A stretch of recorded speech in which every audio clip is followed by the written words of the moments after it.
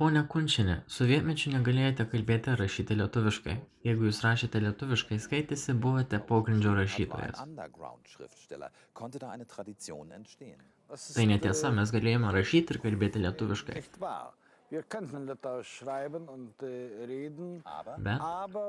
Bet buvo cenzūra.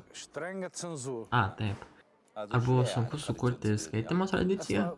Taip tikrai buvo.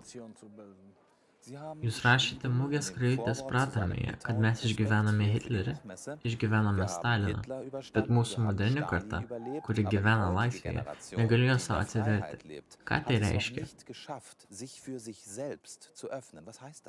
Tai reiškia, kad nepraėjo pakankamai laiko nuo sovietmečio baigties. Mes turime palaukti.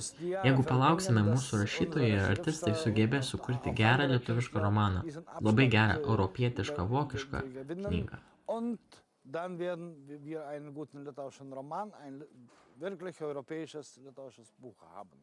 Kertinis žodis Europa.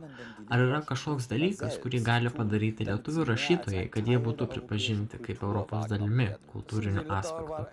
Klausykite, Lietuva visada buvo Europos dalimi. Mes buvome atskirti nuo vakarų, geležinė uždanga.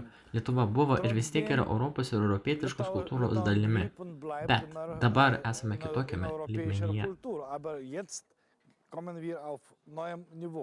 Ar ši knygų mugė padės? Taip. Tai nuostabus įvykis Lietuvai.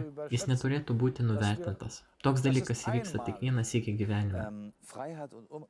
Laisvė ir nepriklausomybė yra malonūs dalykai. Sovietai nebedraudžia knygų leidimą šiandien. Bet ar žmonės jas perka? Ar turite skaitytojų?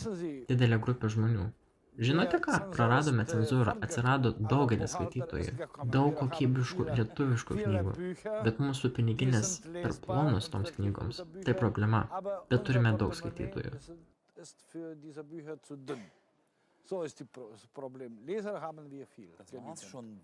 Ir dabar labas planeta Žemė, žinutė iš Lietuvos. Kokia jūsų žinutė pasauliui? Danke.